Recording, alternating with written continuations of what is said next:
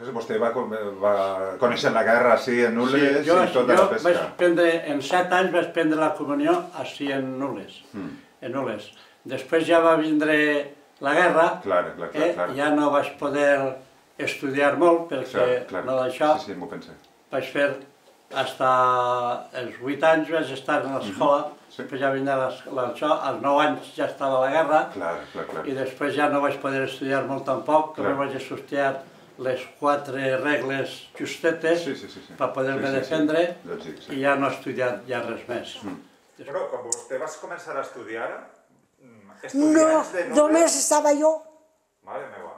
I els dos que estudiaren, un desastre.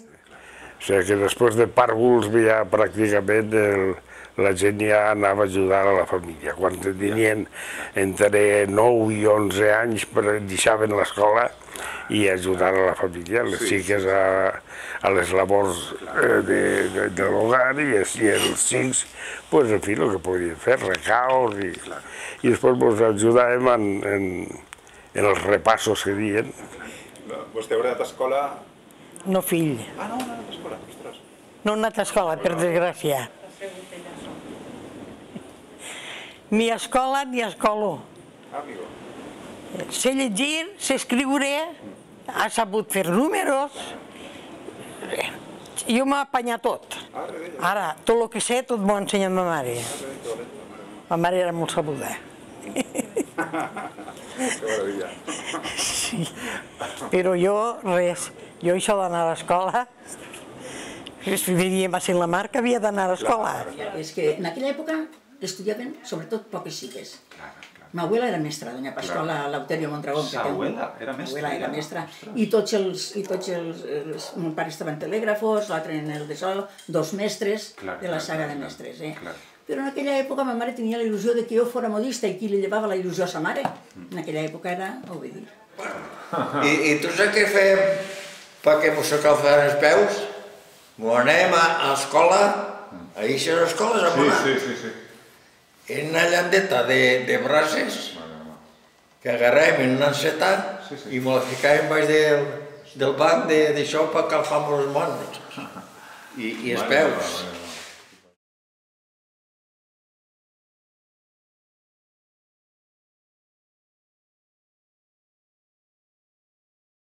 Ara de xicotet sí que me'n recorde anant a l'estació, passàvem la sèquia i n'hi ha unes almacens a la dreta i ahir feien cinemut. I entonces sí que me'n recorde que els meus cosins anàvem a veure cinemut. Sí, i entonces pues entre els perretes entràvem a veure pel·lícules de l'oeste, tres perres. Què passava? Quan se moria un difunt, entonces anaven els capellans i portaven, segons les perres que tenia a la casa, pagava 6 ciris, 10 ciris, 12 ciris, i donaven 10 cèntims, un 15, saps el que és? Sí. Doncs donaven això. I la tia nostra, germana de ma mare, era la que vestia els difunts i preparava els enterros. I què passava? Dia, avui ja dones un 15, a portar el cine. Ja teníem per anar al cine. I la gent menuda venia un carret que venia mantecau i arribàvem allí, mos arribàvem als carrets a escoltar, vull fer molt de 4 galletes, que el de 4 galletes valia una peseta, i com les mares al millor mos havien donat un 15 i en aquell entonces un 15 que era molt de diners, pues mos assentàvem al brancal i a l'allí, parlant i xerrant en xics, que mos arribàvem tamillia i tot això, i a menjar-nos el matacau. Xiques, doncs ara tenim festes. El diumenge que ve no ha de ser. Així al brancal, ha de que vos donen diners les mares i mos l'anirem a sentar-nos al casino per més lujo. Però això, la joventut d'entonces no podíem fer-ho, d'anar tots els diumenges a sentar-nos a tauleta. I la primera nina que van tindre, en algun moment arribaria una nina o no? Sí, la mateixa de tots nens. Ah! Anava passant-se, la canviant de mata. Potser no hauran comprat 3, però són 4 xiquetes. Clar. Jo no sé quantes nines ha comprat ma mare, sé que jo me'n recordo que la més bona, tots els li canviava de targeta per menudeta, que no sabia encara. No sempre estrenava nina. La mare que era molt treballadora, molt apanyada. Ell ho feia ella, pobra. Ella, de nit quan musitàvem, ho feia. Fer-li fer el que fa això, i el dia jo que va dependre fer una capeta de llana, i damunt de tot, com és en enero, doncs li va posar capeta al nino i tot, sí. La mare m'ha apanyat.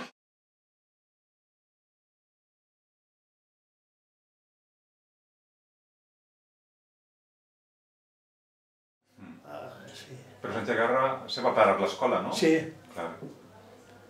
Després jo, a Castelló, tampoc vaig anar a l'escola. L'únic que feia era que n'hi havia un riu que passava per el molí cremat on estàvem, que l'encarregat allí me va donar faena a mi, faena per limpiar si separaven coses a l'àvia perquè no impedia això, i jo limpiant això i anava mirant.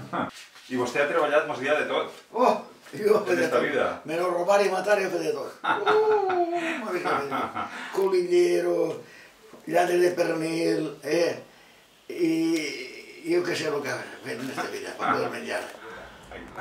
Pues anava jo i alguns més al vagó aquell que anava carregat d'això, les baletes, els trossets de baleta que se quedaven, que això estava sencer, això ho plegàvem i ho duíem a un puesto i ens compràvem i ens donaven diners. Ah, amigo, clar, el metal valia diners. Era metal. Hombre. I als 11 anys, o 12, me va, perquè entonces ahir no era com ara. Ahir si volia acabar s'acabava l'escola i la gent se n'anava a l'almacén o se n'anaven fora. I jo vaig anar a bordar, a dependre, a bordar a màquina, perquè els meus tios no van voler que anara a l'almacén. Ja als 12 anys no van voler. Jo vaig entrar en el juzgat als 7 anys. Als 7 anys? 7 anys. A veure. I ja dic que ho compaginava entre l'escola i el juzgat. Mare meva. Perquè hi havia un xic oficial que estava invàlid. I aquell xic necessitava de l'apoyo d'un lazarillo. Jo feia la funció de lazarillo. Jo, als 10 anys que em van treure d'escola, em van posar de passejadora dels meus germans. Tot encara. Als 14 o 15 passem a l'acadèmia Àlvia de prendre una miqueta perquè em manifesta xiqueta, pobreta, però de vespre, quan ja ella estava disponible, jo a l'acadèmia Àlvia. I després d'això, les xicotetes de la Clementina tenien maquinetes que n'hi havia 3 xiquetes. En bolsetes, de quilo. I teníem uns pesos, com si fos de tendar, que eren uns pesos ja posta per fer la Clementina. I venien en les línies que teníem de corretjar i caien a les basses. I les xiquetes agarraven les taronges i pesaven. I quan tenien el quilo, clac, i la que estava baix, en la màquina, trencava, que feia la bolseta. Ostres! Sí. Feien la bolseta.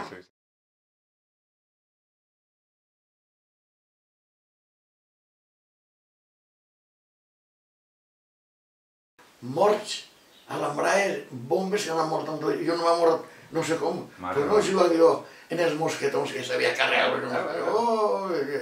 ametralladores, morters, mosquetons, hi havia tot. I fam. I anar a parar als ranxos soldats, que eren de Franco, s'havia acabat la guerra. Sí, sí, sí. I te donaven, pobres, te llegaven de la boca para donarte también nada. Y mira, este era el documento mío, cuando yo llegué a Rusia, el 1 de julio del 38. Yo tenía, aquí pone 5, pero tenía 6 años. Así que aquí tengo, ya.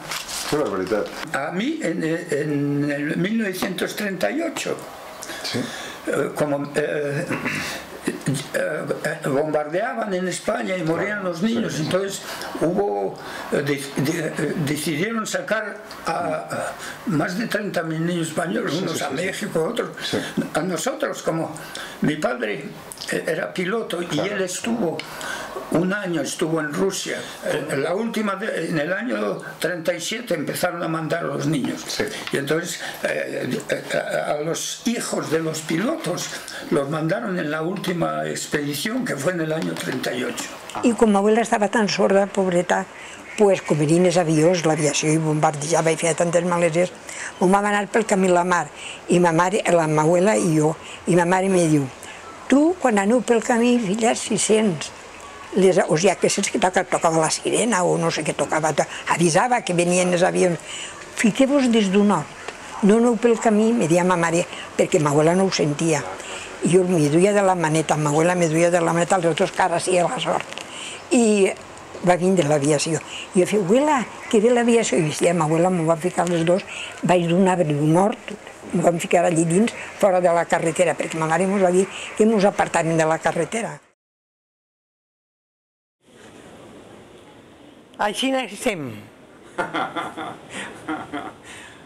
Clar. María.